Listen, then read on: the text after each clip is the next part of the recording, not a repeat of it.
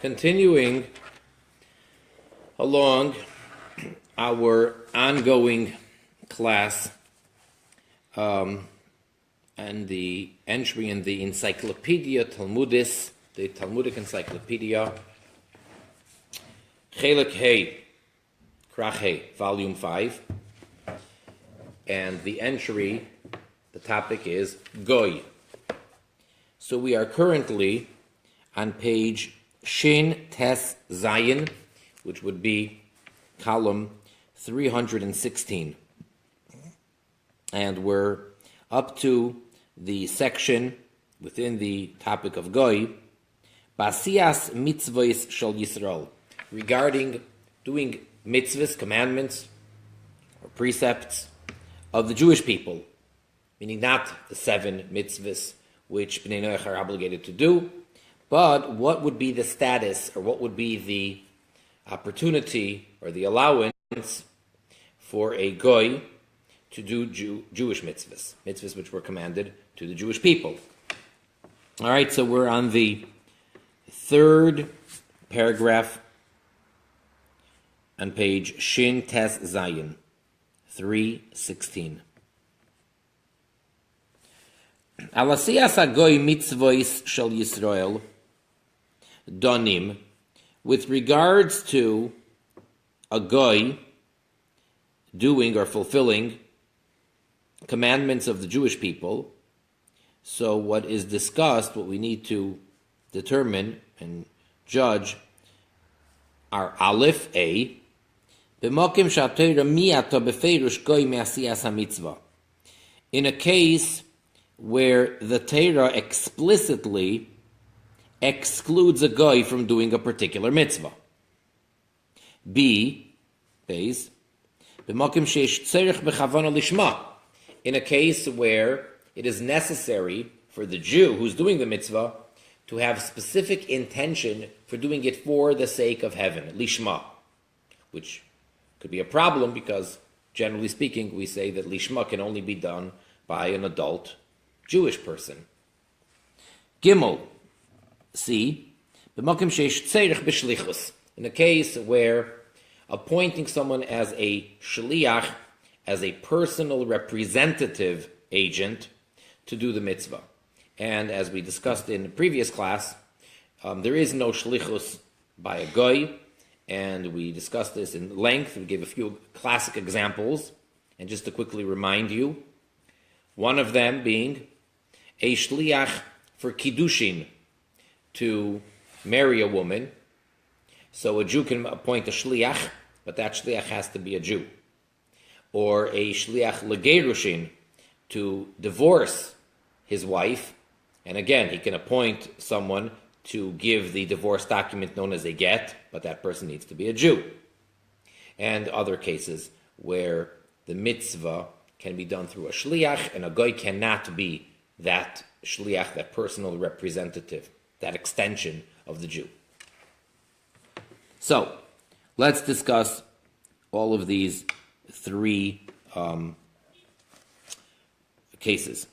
B'miut ha-Torah, when the Torah clearly excludes non-Jews from performing a particular commandment. Tzitzis, sha'asa isa goy, psula. Tzitzis, the fringes on the 4 corners of a garment, which the Jew, the Jewish male, is not permitted to wear a 4-cornered garment unless he attaches to them, ties to them in a very specific way, strings. Specific strings have to be tied, and that would be otherwise known as a talis or tzitzis. Talis is actually the name of the garment, and tzitzis are the actual fringes, the threads. Commonly, in language, when we say talis, we're referring to the large prayer shawl that a person wears during prayer, and that covers most of his body. And many people have the custom to actually have it over their head as a hood, at least for the main parts of prayer. And when we say tzitzis, so what's generally refers to as the smaller garment that a person wears underneath their overgarment. Some wear it over their shirt, most wear it under their shirt. But technically that is called a talis katan, a small talis. So there's a talis gadol, the large talis, and the talis katan, the small talis. Talis is the actual garment, and both have to have tzitzis, which are the strings. But in common language, when we say talis, and we don't specify, so the assumption is you're talking about the large prayer shawl called the talis gadol. And when you say tzitzis, unless you're specifying, so then you probably mean the whole garment, which is worn under the garment, under the clothes, which has the fringes. Now, it cannot be made by a machine. I mean, the garment, of course, is manufactured by a machine. But to attach the strings to the garment, that cannot be done by a machine. That actually has to be done by a Jew. Can't be done by a child either for an adult garment. So if a non-Jew attached those strings to the garment, that tzitzis is puzzle, is invalid, and a Jew may not wear that garment because it's considered as if it's a four-cornered garment without the strings, even though strings are there. How do we know this? Shene'emar, for the verse states, Taber o b'nei Yisrael v'goymer v'asulam tzitzis. Speak unto the children of Israel and tell them that they have to make these fringes. That's the verse. It's in the book of Bamidbar, Numbers, at the end of the parsha of Shlach. Bamidbar, chapter 15, verse 38. That Hashem said to Moshe, speak unto Bnei Yisrael, the children of Israel. And then he tells them the mitzvah of tzitzis. So it's clearly only for the Bnei Yisrael. Bnei Yisrael yasu v'lo hagoyim. And from that clear verse, the Talmud deduces very clearly that Jewish people, the Bnei Yisrael, the children of Israel, they shall make it and not the non-Jews. B'loshen acher amru, or in a different language, different wording, they say as follows. Tzitzis shasa goy ksheira. The tzitzis that were made by a goy are in fact valid. Shenemar, for it says, Taber b'nei Yisrael v'asulam tzitzis, yasu lahem acherim, let others make for them. Speak unto the children of Israel, v'asu lahem, and they shall make for them. So there's a lot of ambiguity over here. Who shall make for who? So from that, there's an opinion that says that actually others, non-Jews, can make tzitzis for the Jews. Halacha kiloshen rishain. And what is the actual ruling? So, as it's brought down in the Rambam, Maimonides' laws of tzitzis, and in the Tur and the Shulchan Aruch, the Jewish code of law, like the first opinion, that in fact tzitzis made by a non-Jew are invalid. There is an opinion that says, and works it into those words of the verse, as we just said, that it actually is valid if it's made by a non-Jew. However, the halacha is clearly determined, and there's a conclusion in halacha, the Jewish law is that they are invalid. And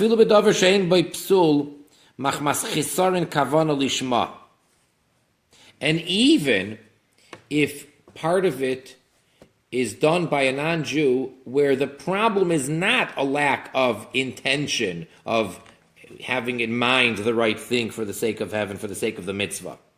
Kegoin, for example, bislias hatzitzis babeged, in simply hanging the tzitzis onto the garment. See, the corner of the tzitzis have a hole, and you thread the fringes through the hole, and you start off with 4 long strings. You put them through the hole, and now hanging you have 8, 2 ends of the 4, and then you begin to tie them.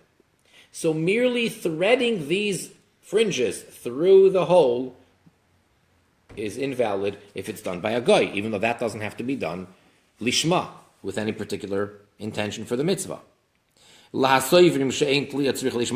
at least according to those that maintain that the hanging of the tzitzis, the threading them, does not have to be done lishma, with the intention for the sake of the mitzvah. And it's still invalid if it's done by a non-Jew. Or, alternatively, if you have a Jew standing right over the non-Jew and seeing to it that he does it right, it's still, in certain cases, that would work, not by tzitzis. Nonetheless, Gzeras HaKosov it's what we call Gzeras HaKosov, which is a legal terminology in the Talmud when something is a decree, because that's what Hashem says in the Torah, and it doesn't have to be any explanation. That's called a Gzeras HaKosov, a decree of the scripture. Shagoy Posel Basias Tzitzis. And the Gzeras HaKosov here is that the non-Jew is posel, is invalid to make tzitzis. End of story. So even if we know that he has all the right intentions, and even if he's doing it for the right intention, for the sake of the mitzvah, and even if we're standing over him, and he declares and we tell him, none of that will help. A non-Jew who makes tzitzis, even if he puts it through the holes, is invalid. B'sefer Teira, tefillin, umezuzos.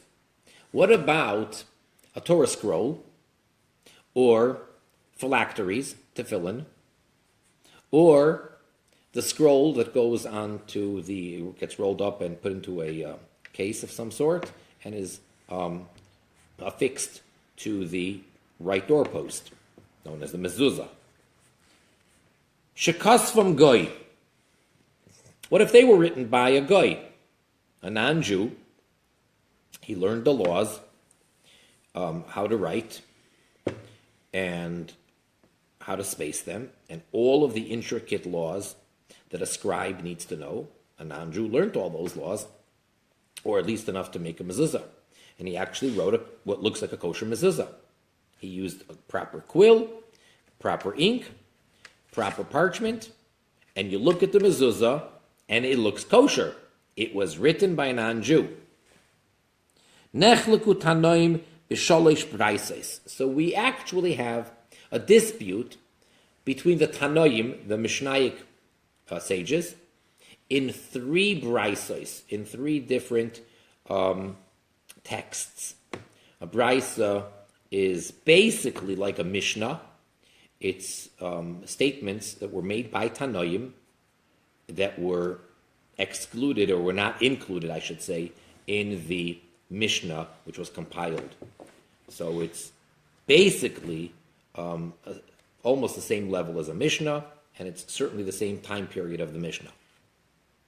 Yesh soivrim, some hold that a Sefer Torah, or Tefillin, or Mezuzah, that were written by a goy, yisaref, need to be burnt. You have to burn them. The scrolls, that is, not the goy. The yesh soivrim, and yet there are others that hold yigonez, it needs to be put away, commonly buried. What we discussed in previous class as well, it's commonly called shemus, or geniza, which is what you normally would do with things of holiness, sacred articles, primarily Torah, Tefillin, Mezuzah, and the like, that can no longer be used and are beyond repair. So what do you do with them? You can't just discard them, so they need to be respectfully put away, and they are actually generally buried in a special section, in a cemetery or in a designated area, and that's how we get rid of them. And same thing with even printed holy books. Once they are no longer usable and they're beyond repair, that's what is done to them. Same thing. If a goy, a non-Jew, wrote Torah, Tefillin, or Mezuzah, that, according to the second opinion, needs to be put away as such. Shepsulim likrehem, because they're puzzle, they are invalid to read from them. So you're not allowed to use them. The yesh seivrim, and then there are those that hold a third opinion. Koirim bohem, ubilvad sheyu ksuvim kil chasam, that you actually could read from them. The Torah scroll may be used for reading, so long as they're written properly. So if it was written the way it has to be written, and it looks like a regular Jewish scribe wrote it, all the letters have the right form, and all the many, many details of the spacing, and many details, if it's all intact, then the third opinion says it's fine to use, to read from.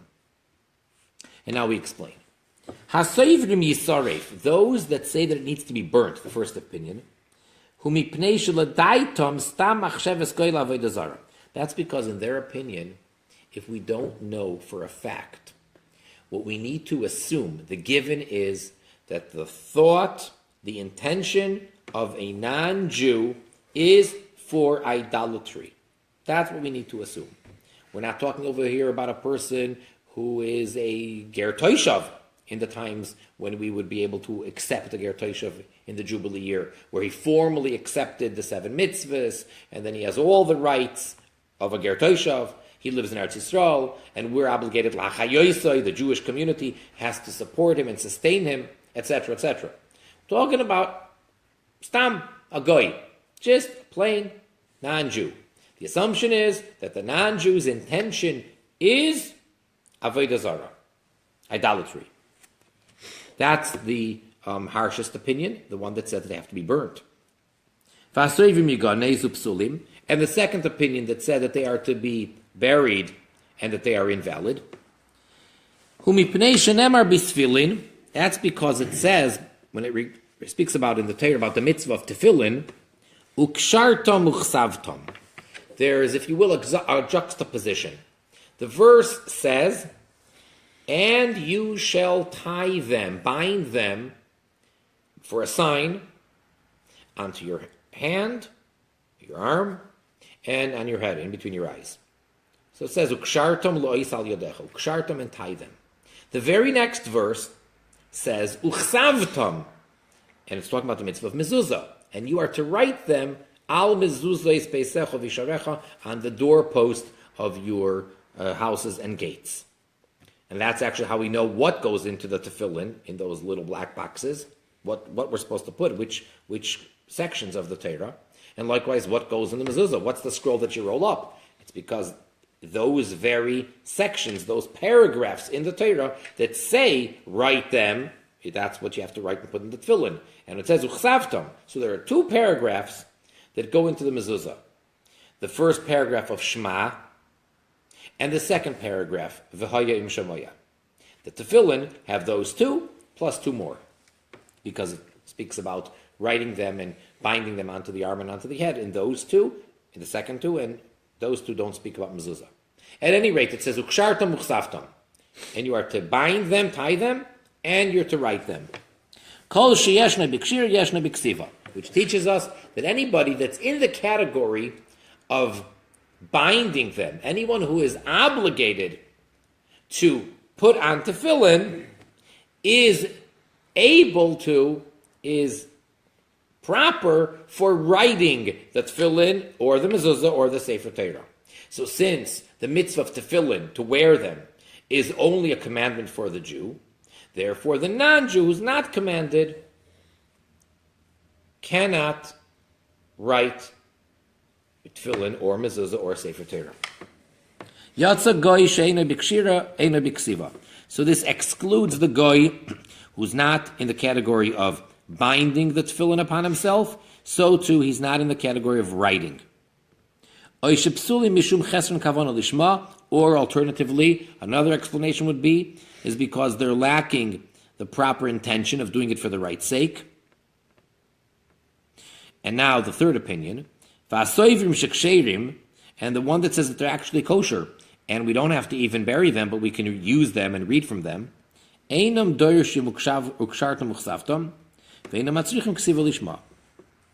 So that third opinion holds that they don't hold of this juxtaposition of ukshartam uchsaftam. They don't follow that. They say no, simply uksharta means put on tefillin, and uchsaftam means it's a commandment to write mezuzahs, but not that whoever is obligated in tefillin is able to write them. They don't hold of that. And likewise, they don't hold that they have to be written lishma, that they have to be written with the right intention. No, so long as it was written properly, it's kosher. That's the third opinion. halacha shepsulim, and halacha is very clear. The legal ruling is that they are invalid. Whether it's because of this explanation of ukshartam uchsavtam, that whoever is obligated to put on tefillin is fit to write them, or whether it's because of the second explanation, because of lacking the intention of writing them for the right sake. And likewise, im chipo hagoy tefillin oitfaram psulim. Likewise, if a non-Jew simply put the parchment into their casings, known as the batim, the black leather cases, which have many, many details and many, many rules and laws of how to make them. So if a non-Jew manufactured the batim, those boxes, or placed the scrolls into the batim, or stitched them closed, there's a border and they're sewn shut, the hand one and the head one, and if a non-Jew sewed them shut, again, those tefillin would be invalid, even though they were written by a Jew. Shasiyasam kichsivasam. For the making of the tefillin has the same halacha, the same legal status and rules of writing them. And likewise, when it comes to anything of the actual manufacturing and making of the tefillin, it cannot be done by a non-Jew. That is the halacha.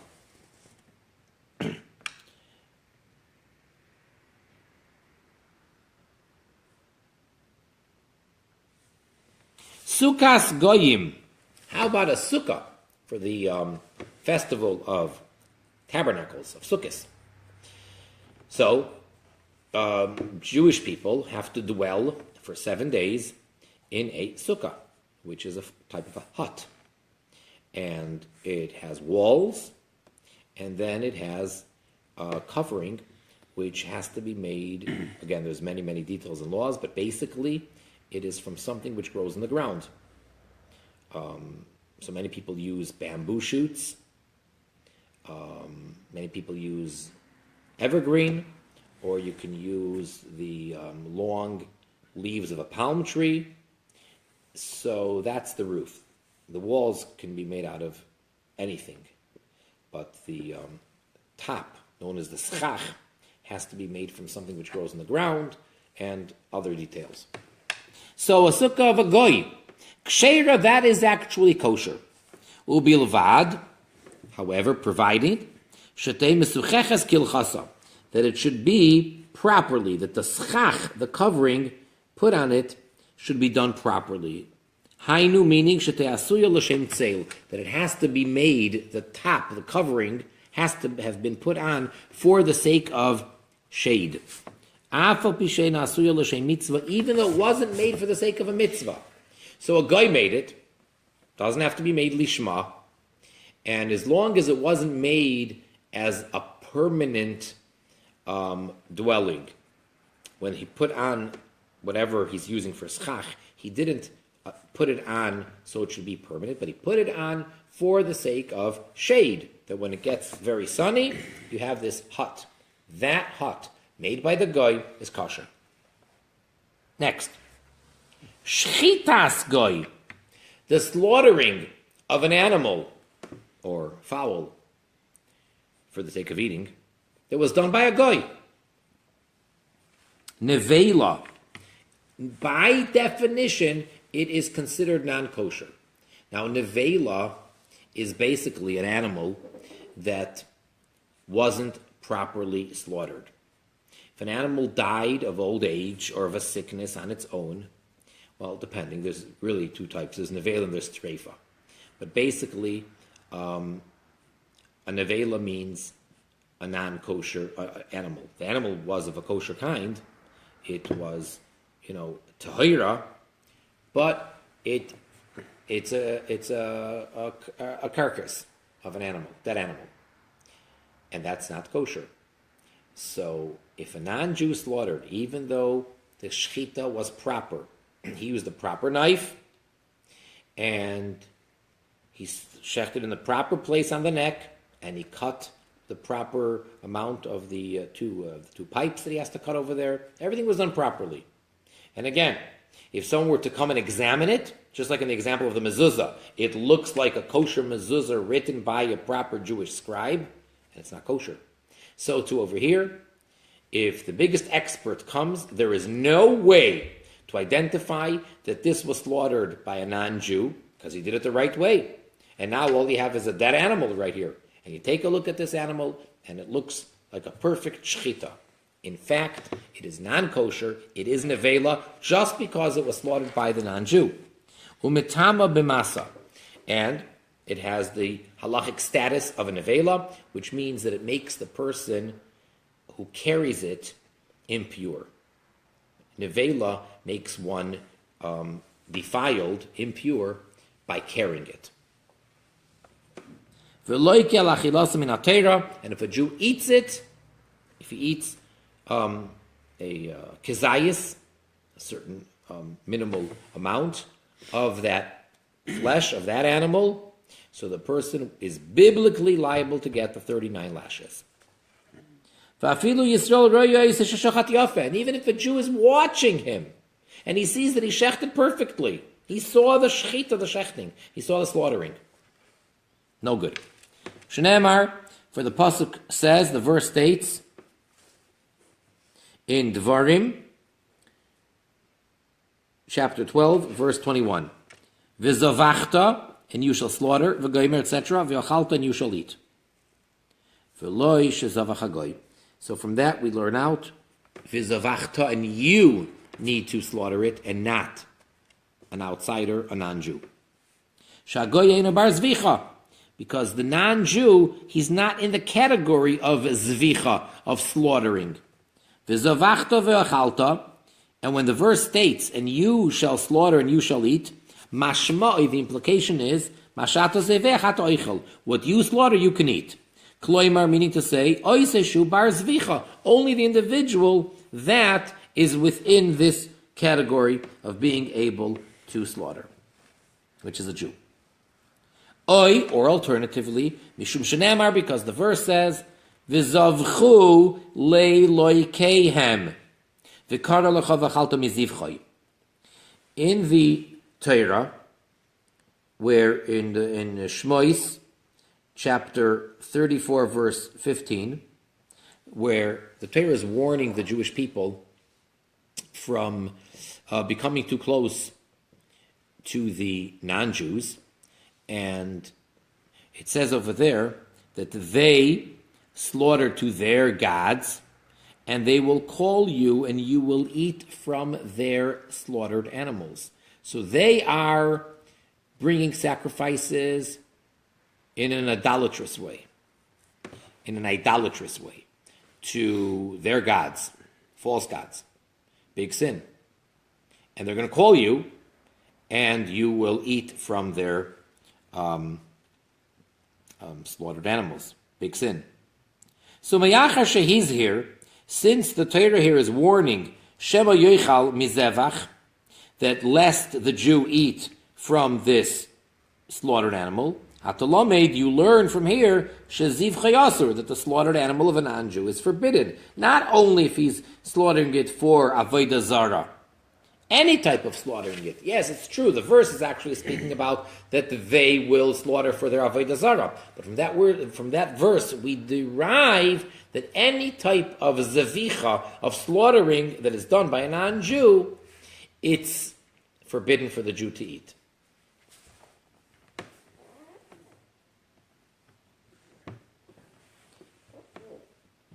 V'yesh kosav. Now, someone actually wrote one opinion. Lefi sho'aku mehem ki behemois. Am hadoy melachamor. Vehem goyim kemar midli. Ve'enam nechshavim ilichlum. Literally translated, that the akum, the non-Jews, or the idolaters, are like animals. Or, as it says in one place, we learn out from a verse that they are a people, a nation, which is akin to donkeys. Or, like another verse says in Isaiah chapter 40, verse 15, that the goyim are like a drop of a bucket in a bucket, meaning insignificant. And they're not considered anything. And therefore they can't slaughter, because slaughtering has to be done by someone. So it's almost like saying a machine. We're not saying it hasn't been done. We're not saying that the animal was not slaughtered, but it doesn't count as anyone slaughtering it. So in modern terms, let's say you have a machine, and the machine does a perfect shchita, better than any human being can, better than any Jewish shoichet, professional slaughterer. The machine that the animal was put into does a perfect shchita. Would that type of slaughtering be kosher? Unquestionably, absolutely not. No question. Why? Because it wasn't slaughtered. Yes, it was. The machine did it. Machine's not a man. And therefore, if a guy does it, the guy is nothing. So it doesn't count. Can you pass me that English, the page with English here? Could it be said that a sukkot that was made by a machine might be kosher? I would say so. But Well, the problem, no, there's a problem. Because we don't need kavana. Lishma, it doesn't have to be made for the sake of the mitzvah, but it has to have been made for shade. And machines don't make anything for any purpose. They just do what they're programmed to do. Mm-hmm. So it depends on the machine. In other words, to what extent the machine completely made it on its own. Well, the machine's programmed. Well, that's an interesting question. So then the person who programmed it, does their intention make the difference? Well, apparently not in the case of a slaughter. I'm just trying to compare it there, whereas something like a mezuzah or... Right, if a mezuzah is printed, it's for sure invalid. So that has to be done by a person. It cannot be done by a machine. Right. And the tzitzits have to be tied by a person, not by a machine. Right. Yeah, so maybe if they made a machine that can make a sukkot, A sukkah, yeah. That might work. Mm-hmm. The only question is, since it has to be made for the sake of shade, so how does a machine? well, fit? whoever designed the machine is that's the intention of whatever, I mean, anything a machine makes is intended for something. Or you could argue and say that no, the machines don't have any intentions. The programmer and the manufacturer had intentions, but now that the machine is doing it, it's not intended for anything. Machines just do. There's no intention. People work through the machines. So the person had an intention, but the finished product, which is done from beginning to end through the manufactured machine, has no intention. So not that we need an intention for the sake of a mitzvah, but it's got to be made for the sake of shade. And perhaps that's lacking. I don't know. Yesh me'arishonim shekasvu. There are amongst the early commentators who wrote shegeder gadol gadru badavar, that the rabbis made a very great fence when it comes to this slaughtering done by a non-Jew. Shafilu goy she'eino yovid avodah zara shchitos nevela.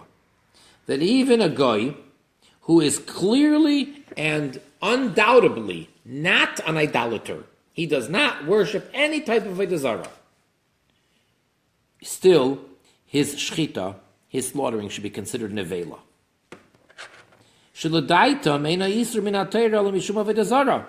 Now those that say that it's a very great fence that was made, because they hold that originally the reason why we do not accept the shchita, the slaughtering of a non-Jew, is because of avodah zara, idol worship.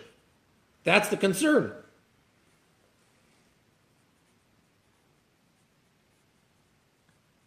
And therefore, if this guy does not worship Avodah Zarah, so according to this opinion, the only reason why it is forbidden, everyone agrees it's forbidden, but according to this opinion, it's only forbidden rabbinically. Very interesting. Which means, on a practical level, if a Jew were to eat that forbidden meat, he would not be liable to receive the lashes, at least not biblically, and therefore the Jewish court could give him what's called makas mardus. That's basically hitting him with a stick for transgressing a rabbinic edict. But otherwise, he does not get the 39 lashes with that particular whip that was done for a person transgressing a biblical prohibition. So again, according to this opinion, the biblical prohibition, and it becomes nevela if it was slaughtered by an idol worshiper. However, if it was slaughtered by a non-Jew who's not an idol worshiper, it is forbidden rabbinically as offense, so that we don't make the mistake and we don't actually allow an idolater to slaughter.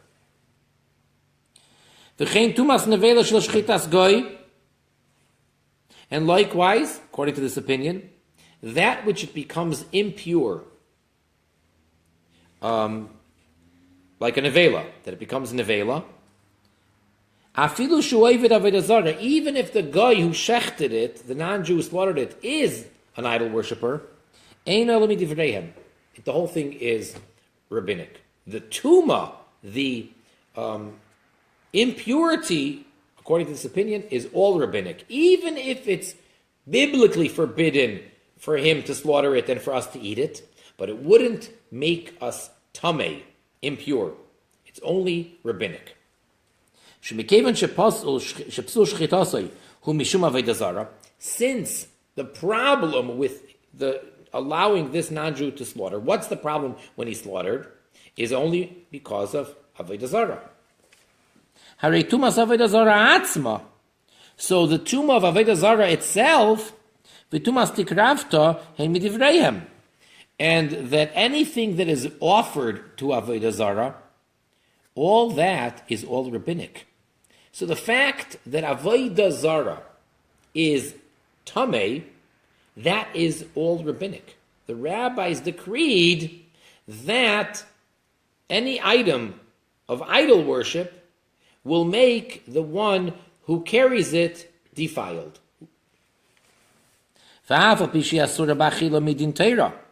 And even though this meat that was slaughtered by an idol worshiper is definitely, according to everybody, biblically forbidden to eat, not everything which is forbidden to eat for the Jew makes him tamei. It's forbidden to eat, that's true, but it doesn't necessarily make him impure. For example, a treifa. A treifa is basically an animal that was killed by another animal, or an animal that, had an animal that had a internal blemish or some type of a sickness that would guarantee that it wouldn't be able to live long. And there's a whole list of what makes it treif and what makes it non-treif. And actually, after the slaughtering of the animal, then it has to be checked to make sure that it's not a treifa. So slaughtering the animal properly by a Jew with a proper knife and cutting the proper pipes and all that, that's just the first step in making sure that it's kosher. Afterwards, it's imperative that they check inside. They have to look at the lungs, and it's very possible that the animal is a treifa. So a treifa is absolutely biblically forbidden for a Jew to eat, yet no one says that it makes him tamei. It's pure. But according to the other opinion that we brought down earlier, not that the problem is because of Avodah Zarah, but rather because he's not in the category of being one who can slaughter. Then there's no difference biblically even between one who worships idolatry or one who doesn't. And likewise, there's no difference between the prohibition of eating nevela and the impurity of nevela. So since, because his slaughtering is invalid biblically, therefore automatically what he did slaughter is tameh for one who carries it, just like a nevela. And yet there are those that hold, with regards to the prohibition of eating this meat, mishum nevela, because it's considered nevela meat, everybody agrees, according to this opinion, that it is biblically a nevela. That even though there's one opinion that says that the prohibition is because of avodah zarah,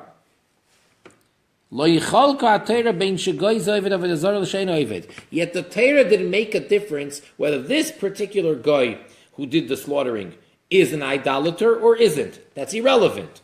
Even according to the opinion that the reason is because of avodah zarah, yet the Torah made no distinction between one guy and another. And according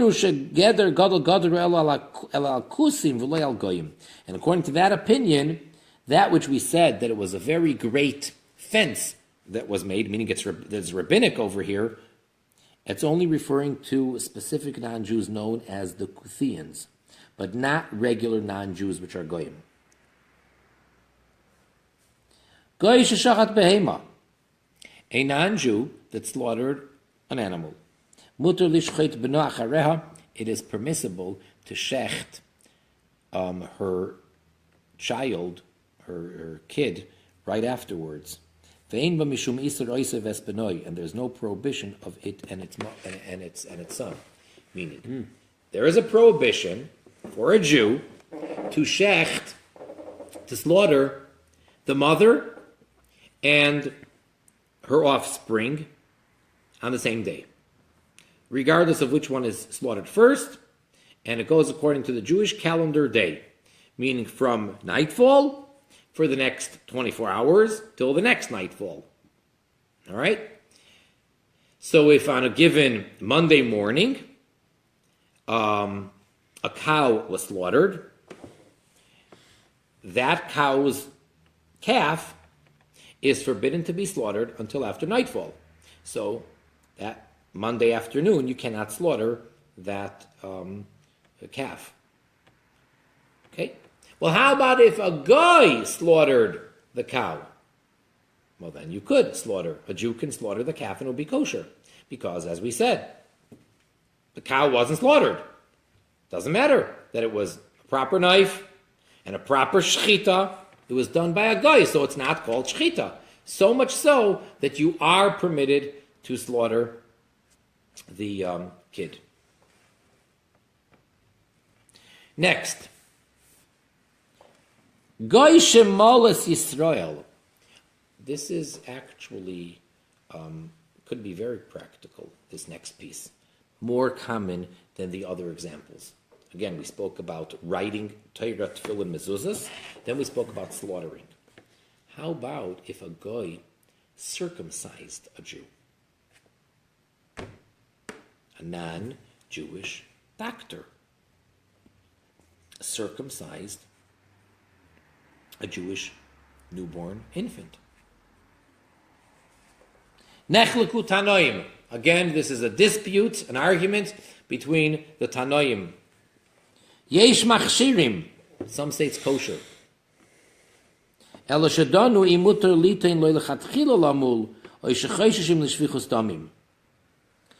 only thing is, what the discussion is amongst the Tanoim, are we permitted from the very onset, in the first place, to invite the non-Jew, to ask the non-Jew to do the circumcision, or not?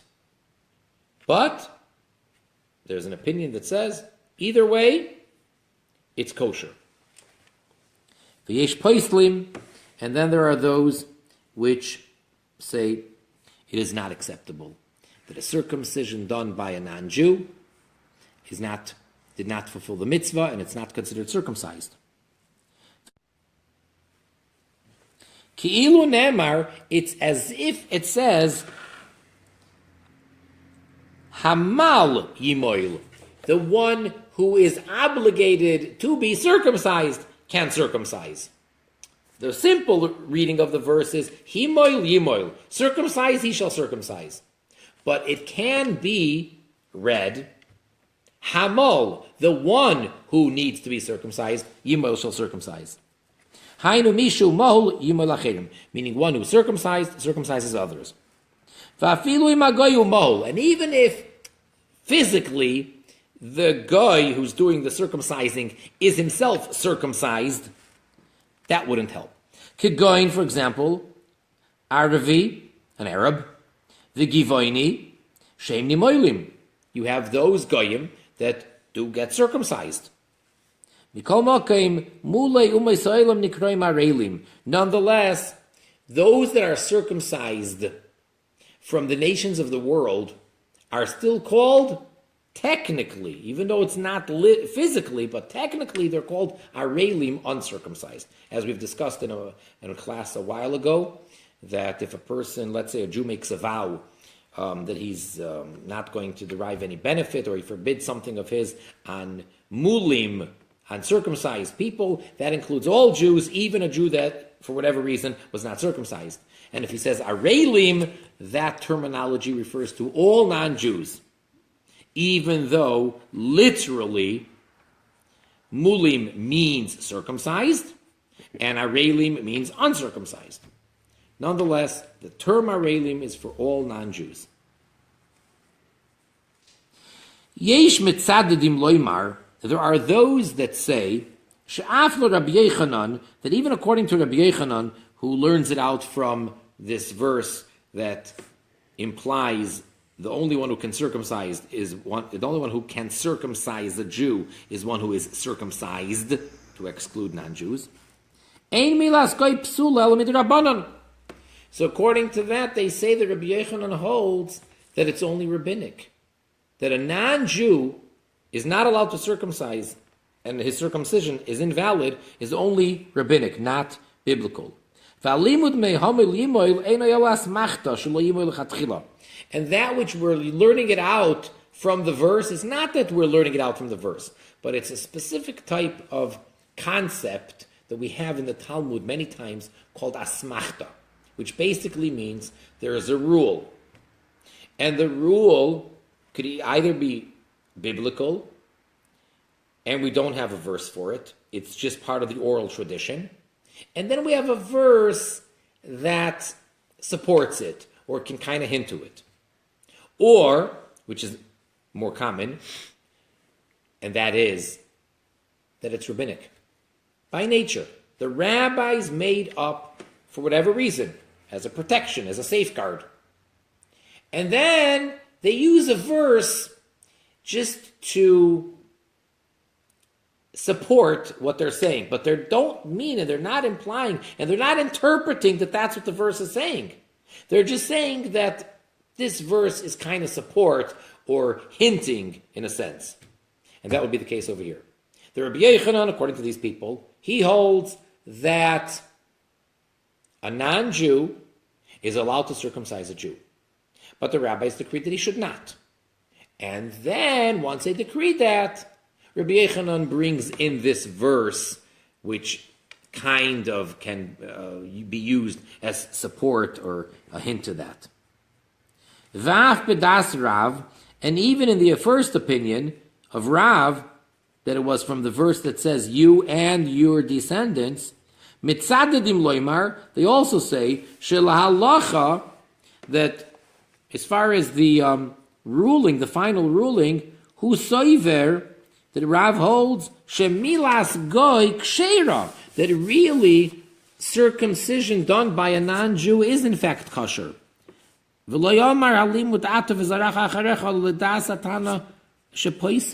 It's just that Rav is talking according to the opinion of the Tanoim. We said there's a dispute between Tanoim. So Rav is merely explaining the opinion of the Tana that holds that it's biblically invalid. So he says, how would he get that? I have a verse. But Rav doesn't really hold like that. Rav does not rule that it is invalid. He's simply explaining the opinion that says that it's invalid. Halacha. So what's the final verdict? What is the ruling that we have for us as the law? Shegoy lo yomul klal. A non-Jew should not circumcise a Jew at all. Even if there isn't a Jew to do it. In order to do a circumcision, you really need to know what you're doing. And the mitzvah is a mitzvah on the father, actually. Technically, biblically, a Jewish father is obligated to circumcise on the 8th day his Jewish son. Now, in most cases, the father does not personally do it. Hopefully. It's a very delicate procedure that one has to know what they're doing and they have to be trained. And that person is called a moihel. That's his profession, or that's what he does professionally. The father appoints a moihel in his stead, and he actually makes him his shaliach, his personal representative. He appoints him to circumcise the child because it's the mitzvah of the father. But there are other mitzvahs that a father has to do as well, and he appoints someone else to do those mitzvahs. For example, every Jewish father is obligated to teach Torah to his Jewish son. Now, not always, in most cases, the father doesn't teach his son most of the Torah knowledge that the son gets. What he does is he hires someone to do that. He sends him to a school. He hires a teacher, a tutor, or something of that nature. But in fact, what he's doing is he's appointing that person as his agent to fulfill his required mitzvah. And that works. Same thing by bris, by the milah, by the circumcision. So what happens if there is no moihel available? And it's either the kid is going to get circumcised by a non-Jew, by a doctor, or he won't be circumcised. Even in that extreme case, do not allow the non-Jew to circumcise this Jewish person. All right. Aval, however, halacha continues, im mol, if he did, shouldn't have, if the non-Jew, the goy, circumcised the Jew. Ein zarech lachzer lamulei pam shenis, you do not have to recircumcise the child. Now you may be wondering, how is that possible physically?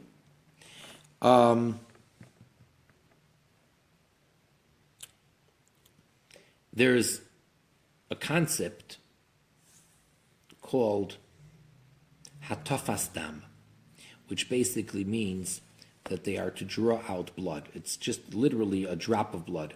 They make a tiny prick, and a little bit of blood comes out, and that's called hatafas dam, to remove blood. That is done in certain cases. So here we're saying that that nothing has to be done if the child was circumcised by the goy. Sheminadin milas goy kshera, because by the letter of the law, even though we just got through saying that you should not allow the goy to do the circumcision at all, even in an extreme case where there's no Jew to do it. However, the flip side of that is that by the letter of the law, a circumcision done by a non-Jew is kosher. The Yesha Kosvu, and some say, Shaf Shemilose Psula min HaTeirah, that even though the circumcision of a non-Jew is invalid biblically, you still don't have to go back and recircumcise. Why? Because this falls into the category of, there's a verse which states that something which is wrong that you can't fix, certain mistakes, certain wrongdoings can't be fixed. Literally, it means something twisted which you can't fix. And therefore, anybody who did circumcise in a way that you can't fix it, they didn't leave anything. See, the laws of circumcision, as is the case by most every mitzvah, are very, very detailed and very, very specific. And although in general a mitzvah may sound very simple, But when it actually comes to the fulfillment of the mitzvah, there are so many details in the requirement to do it properly. And bris milah is certainly one of those. So, oftentimes, when a child is circumcised, let's say in today's day and age, in this part of the world, so if a doctor were to circumcise the child, the newborn baby that they'll do on the first or second or third day of his life, it actually may not necessarily be a kosher milah, not because it was done by a non-Jew. He simply did not remove enough of the foreskin. So the amount of the foreskin that has to be removed is also very specific. So if that was the case, then there's no question. Well, I shouldn't say there's no question. Everything has to be, asked by the competent Rav, the one who can give the proper ruling. But in many cases, the milah, no matter who did it, even if a moyel did it, it could be possible if they didn't remove enough of the foreskin. So in that case, if a goy did the milah, then there's what to do. But if the goy did a proper milah and he removed the entire foreskin that had to be removed, so there's nothing you can do.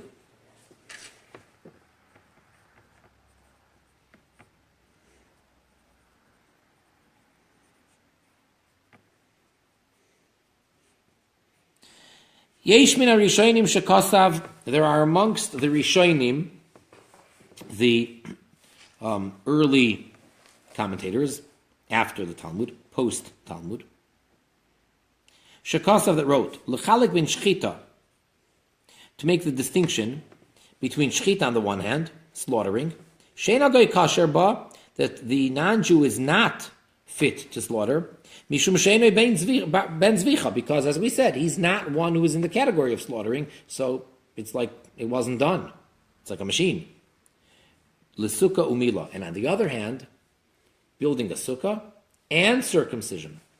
Shein poistim moisim mitam zeh she'enoi ben mitzvah zu, that we're not disqualifying the guy because he's not part of this mitzvah. He's not commanded to dwell in a sukkah, and he's not commanded to be circumcised. That's because by shchita, we have a tradition that, biblically speaking, an oral tradition, there are 5 particular halachas, specific laws when it comes to shchita. And to that, the guy has no connection. But they make the argument, but a sukkah, any way that it's done, here's the sukkah, it's good, so it's fine. And the same thing with bris milah. Here's the finished product. It was done. It was cut off. Doesn't matter who. Doesn't matter how. It was done. Doesn't matter what utensil was used. It doesn't matter who did it. If it was a nurse, if it was a doctor, or if it was just, the janitor came by and he thought, hey, I see what they do all the time. I'm sick and tired of just, being the one to mop the floors. I want to actually do something medical. And he goes and he removes the foreskin. It doesn't matter what. Right now, this child is circumcised. So that's the argument that they make. That wouldn't work by shchita, but on the other hand, sukkah and milah would be acceptable. If the sukkah was made for shade, even by a machine, but if the purpose of whoever manufactured it was for shade, that's good enough. You don't have to have any special intentions. And if this child had the foreskin removed, he's circumcised. The Yesh Rishonim Seifrim, and on the other hand, you have Rishonim that say, Shelo yomru shoisa mitzvah tzarich sheyeh ben chiyuv. We don't say that the person doing the mitzvah has to be one himself who's obligated in the mitzvah. Ela b'makim sheyesh al zeh limud miyuchad. Only if we have a specific source in the text teaching us such. Kamei b'tfilin, for example, we said by tfilin, shenemar kshartam uchsavtam, l'lamed shakosef yeh bar kshira, where there it teaches us that the one who writes it has to be one who is obligated and is in the category of wearing the tefillin to exclude the non-Jew. Whereas the other things, we don't exclude him biblically. Bidvarim shetzrichim lishma. Now, what about things that need to be made with a proper intention? It's not just the finished product, such as sukkah and bris milah, but something which needs kavana, has to be made with an intention of doing it for the specific sake of this mitzvah. Kol davar shetzarich ma'isa lishmoi. Anything which needs to have the action, the deed, done for that purpose.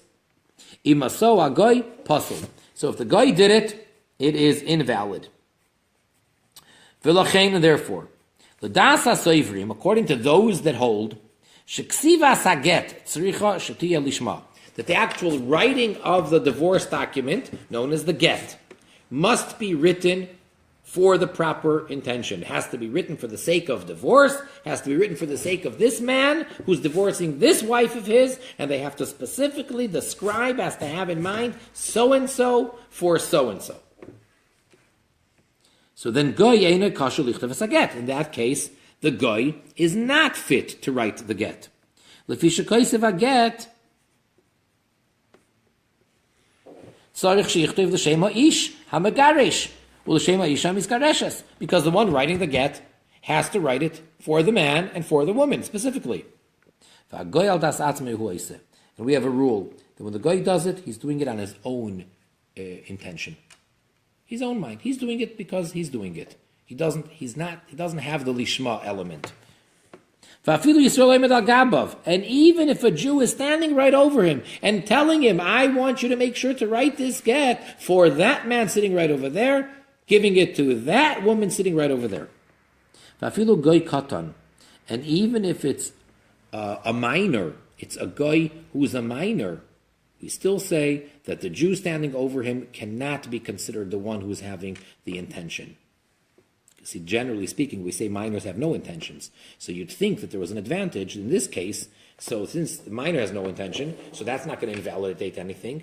And since the Jew is an adult Jew standing over the minor child, and he's going to tell him, "I want you to write this, and I am telling you, have in mind him and her." So since the kid has nothing in mind, so she said, no, it doesn't work like that. It still is invalid. And some say, Tam Acher, a different reason, to disqualify the non-Jew from writing this divorce document. Because according to this opinion, it's a different technicality. Again, really, the husband has to write the get that he's going to give his wife.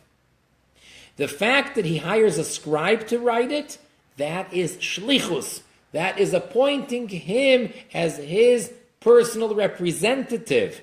He is an extension of the husband. He was hired to do it on behalf of the husband. And we said that there's no shlichus by a goy. The goy she'enei bar krisus, and therefore, since a goy is not in the category of divorcing his wife the same way that a Jew can, she'enei shaykh begitin the kiddushin, a goy has nothing to do with gitin, which is the Jewish divorce, and kiddushin, the Jewish marriage. Pasul, therefore, he cannot write the get on behalf of the Jew. L'das ha'seivim she'ein tzarich shlichus b'ksiva. Now, what about those that say that you don't have to appoint him as a shliach to write it? It just has to be written by someone for this man to give this woman. But it doesn't have to be that he's writing it as an appointed agent of the man. So what about according to that opinion? So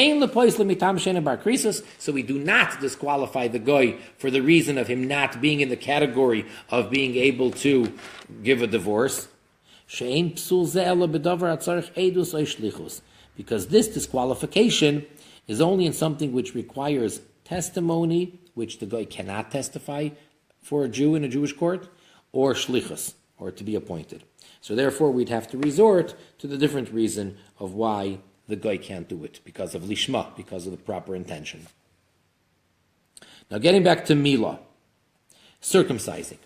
Even though there are those that hold, shetzricha lishma, that a bris has to be done with the right intention. There's such an opinion.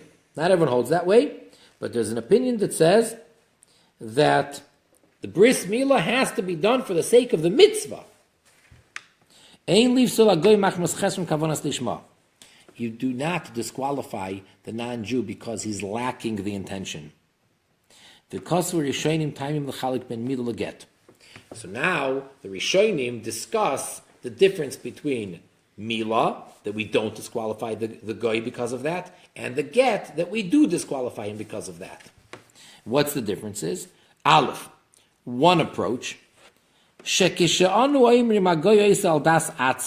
When we say this statement that the goy is doing it on his own knowledge, with his own intention, that means to say that he's doing it plain and simple. Meaning the goy has no specific intention. He's not having in mind to do it for the sake of this mitzvah, and he's not having in mind to do it not for the sake of the mitzvah. He's just blank. And therefore, when it comes to circumcising, shestama lishma, which simply put, the individual is doing it for the right sake. So long as the person who's doing the circumcising is not having in mind for some different reason, then what he's doing is kosher, acceptable. But by writing the divorce document,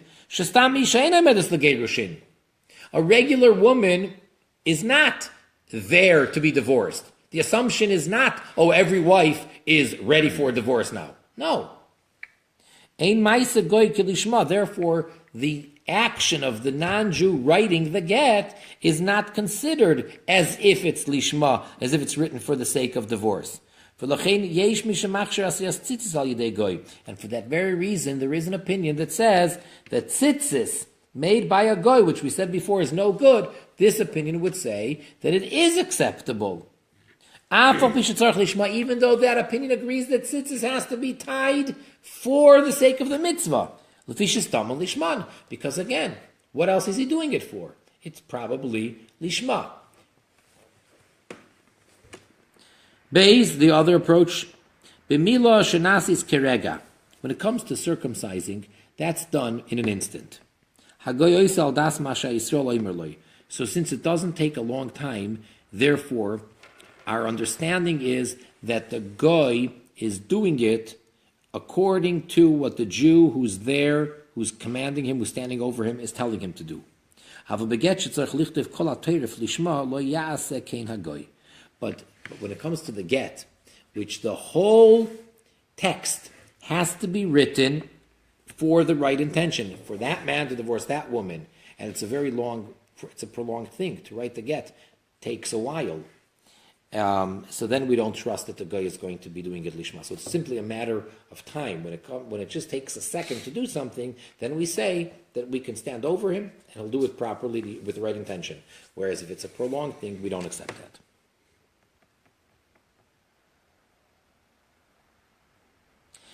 The Ibud Ayr is the Shem Sefer Torah Tefillin. Now, a Sefer Torah has a lot of parchment, which comes from the hide of an animal. Animals. Same thing with tefillin.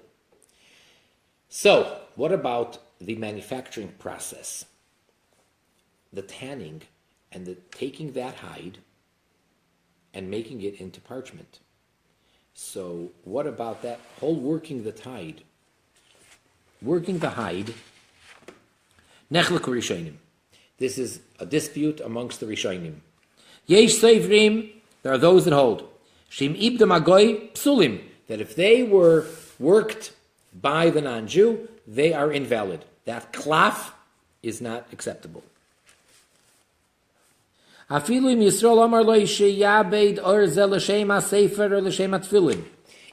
if it was a Jew who told him, he hired him and he told him, I want you to take these hides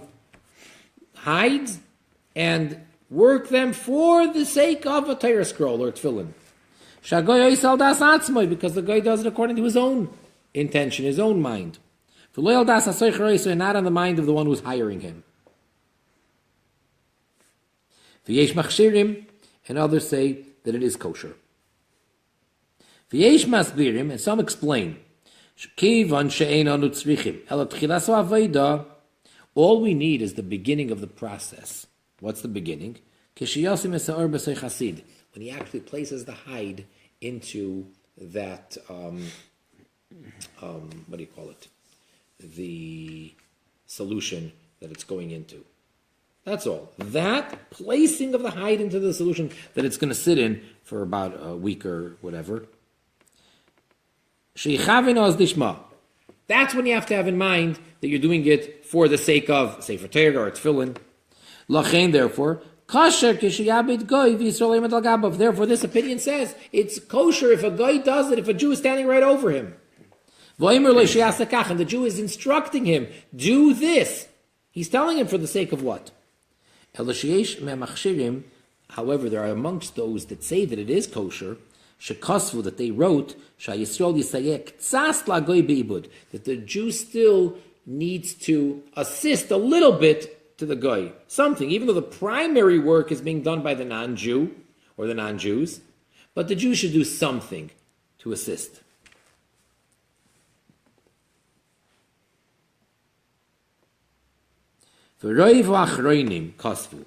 Most of the later codifiers write as follows: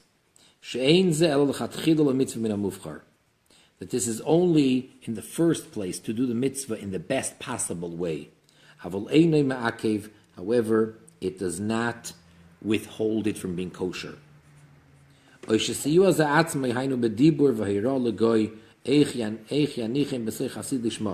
Or others write that what the assistance is, it doesn't have to actually be physically to do anything. But the mere fact that the Jew instructs the guy and tells him what to do and how to do it and where to put it, that is called assisting him enough for it to be kosher.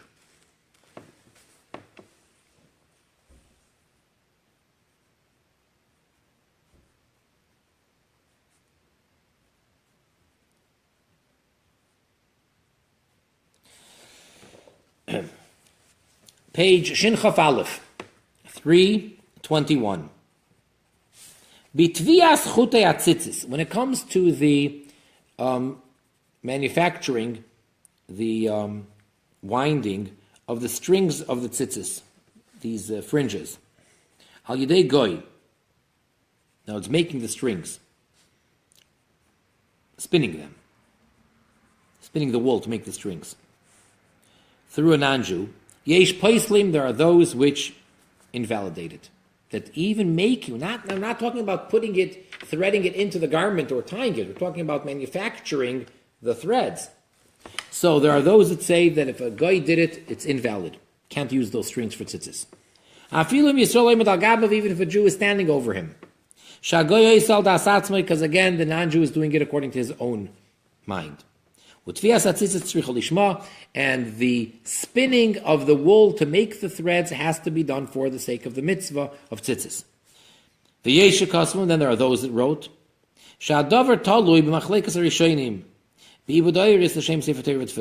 that this rule by tzitzis actually depends on the argument of the Rishonim when it comes to the making of the parchment for Sefer Torah and Tefillin. It would be the same argument. Those that say that it's invalid if the hide was made into parchment by a non-Jew, then they would say the same thing by tzitzis. And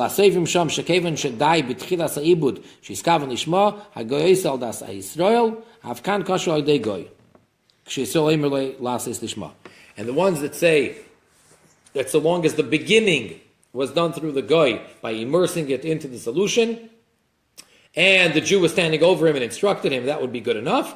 So too, they say that if a Jew is standing over the guy who is spinning the wool to make the threads, that would also be good enough and be kosher. So some say that it depends on what you hold with regards to the Sefer Torah and Tefillin.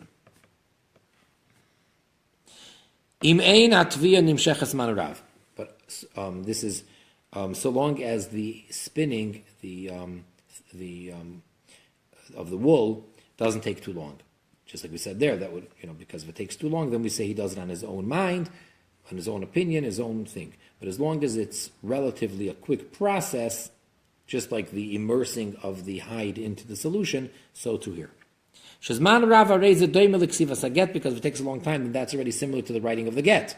as opposed to the bris milah. We said milah would work circumcising because that takes a second. Whereas writing the get would not work even if the Jew is worried over him. Same thing over here. If the process of spinning the wool to make the threads takes a long time, then we cannot rely on the goy. Shagoy sal das atzme, because the goy does it on his own. And then there are those that say no, that the spinning of the wool to manufacture the strings for the tzitzis is always compared to the writing of a get. The entire spinning has to be done with the right intention. And everybody agrees that in such a case, the guy is pasul, invalid. And the custom is that a Jew should partially help.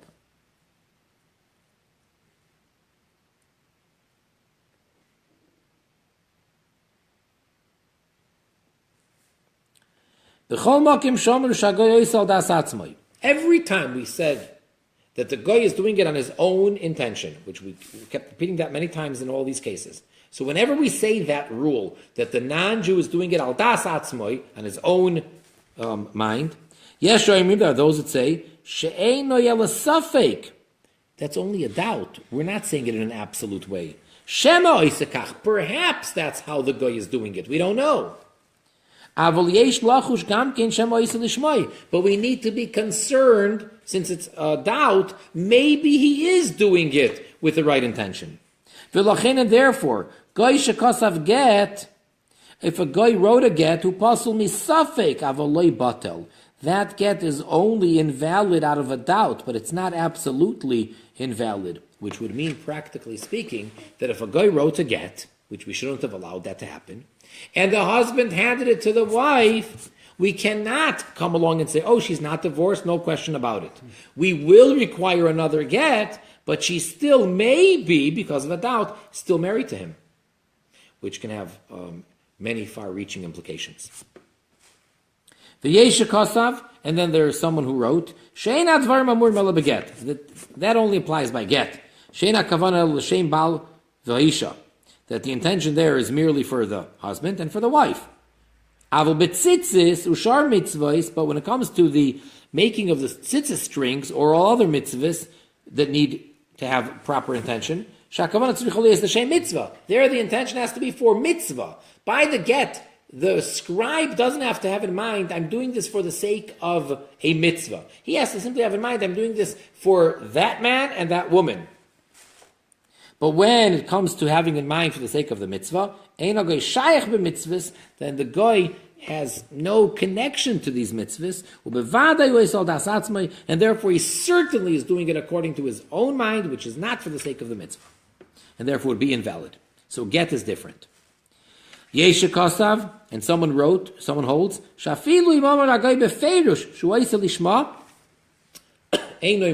that even if the guy said clearly that he is doing it for the sake of the mitzvah, it still does not work.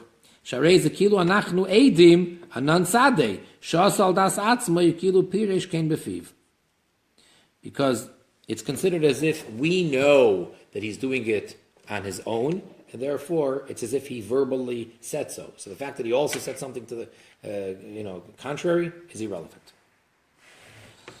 Matzah shel mitzvah. When it comes to kneading the dough for the matzah for Passover, we're talking about only for the Seder, where you have to eat matzah, which was made, not chametz, that's for the whole Pesach. Whole Pesach, you have to eat what's called matzah, and it mustn't be chametz. A Jew cannot eat any leavened bread throughout Pesach. Any flour and water has to be matzah. Fine. And therefore, by the letter of the law, as long as it's not for the mitzvah of eating matzah on that night of Pesach by the Seder, for the rest of Pesach, if it was made by Goyim and Jews supervised, or we know for a fact that they did it within the proper frame of time and everything was done properly, it would be kosher.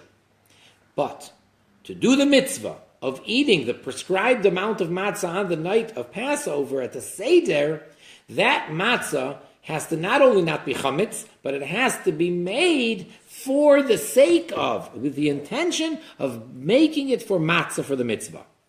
All right, so what happens if a goy did it? A goy kneaded the dough. You pour into the bowl the flour, you pour the water, and the kneading is done by a goy. Nechlek Rishonim, this is disputed, it's an argument amongst the Rishonim. There are those that say that a person cannot fulfill his mitzvah by doing so. Because the goy does not have in mind to do it for the sake of the mitzvah. And even if a Jew is standing right there over him and teaching him what to have in mind and what to do and what to say. Again, because the goy is doing it according to his own mind.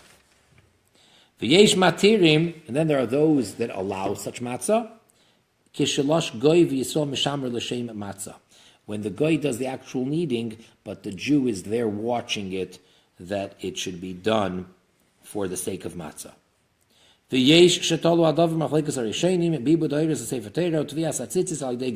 And then yet there are those that say that it depends on which opinion you follow with regards to the other things that we discussed.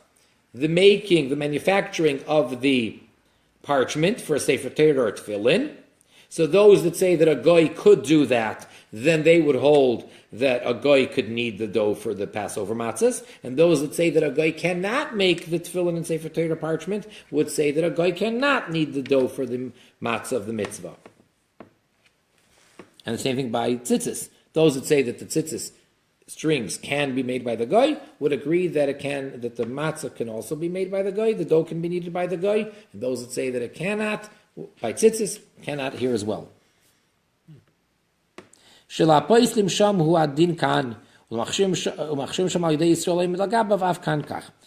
that say that it's invalid over there in those cases would say the same thing here, and those that say that it's okay as long as a Jew is standing over him, so too here. The Yesha Kasfu, and yet there are those that say as follows. Lahatir lishas goy k'shisol royeh mitamacher. They say you're going to allow this matzah if it was kneaded by a goy and a Jew is watching for a different reason. Because that opinion says you don't have to knead the dough for the sake of the mitzvah. According to them, you don't have to have in mind that you're doing it for the mitzvah. Simply if the flour and water is mixed properly and didn't rise and it got baked properly, that's all. You don't have to have in mind for the sake of mitzvah. Rak shimur l'shem matzah. It just simply has to be guarded for the sake of matzah, but it doesn't have to be needed for the sake of eating it as mitzvah. And that would be sufficient if a Jew is watching, supervising, and standing over the goy, and that the Jew is having in mind that it's for the sake of matzah. And you don't need that the goy should have this intention in mind when he's doing it. So we have all these different opinions. Bottom line is, in any proper matzah bakery, you will definitely not find the goy being the kneader. And if you do find the goy being the kneader, those matzahs would not be used for the Pesach Seder. The question is, what happens in an extreme case where that's all you have? You don't have the luxury of having kosher matzah. Now, if it would be a question of chametz, then you're better off not fulfilling the mitzvah of eating matzah. The Jew should not have the matzah, rather than have something which might be chametz. But let's say we are guaranteed that they are not chametz. The only problem is it was needed by a goy. So in that case, if you can't get any other proper matzah, so we would have the Jew eat that matzah at the Seder, because there is an opinion, although it's not the popularly accepted opinion, but there is an opinion that that would be fine, because it doesn't have to be made lishma, even though that's not what most rule.